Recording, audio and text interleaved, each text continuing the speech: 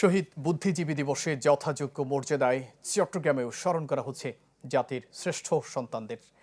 সকালে নগরীর পাহাড়তলী বুদ্ধিজীবী স্মৃতিসৌধে ফুল দিয়ে শ্রদ্ধা নিবেদন করেন city mayor doctor Sadat Hossain.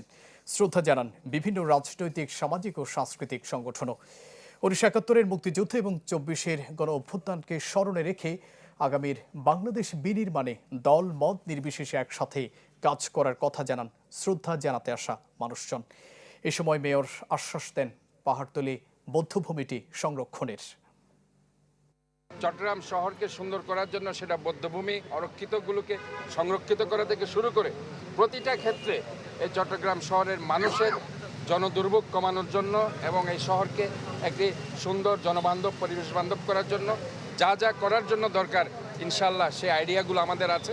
এবং আমরা মনে করি সামনে যদি একটা গণতান্ত্রিক সরকার আসে, এই গণতান্ত্রিক সরকারের মাধ্যমে, নির্বাচনের মাধ্যমে অবশ্যই মানুষ, চট্টগ্রামের মানুষ তাদের যে আকাঙ্ক্ষিত যে কাজগুলো, সেই কাজগুলো অবশ্যই তারা চট্টগ্রাম সিটি কর্পোরেশনের মাধ্যমে পাবে। নতুন এবং ফিরে আসা গ্রাহকদের জন্য নগদে চলছে ক্যাশব্যাক সহ প্রতিদিন হাজারো উপহার জেতার সুযোগ। হবে আশা আর ফেরা, সারপ্রাইজ সেরা।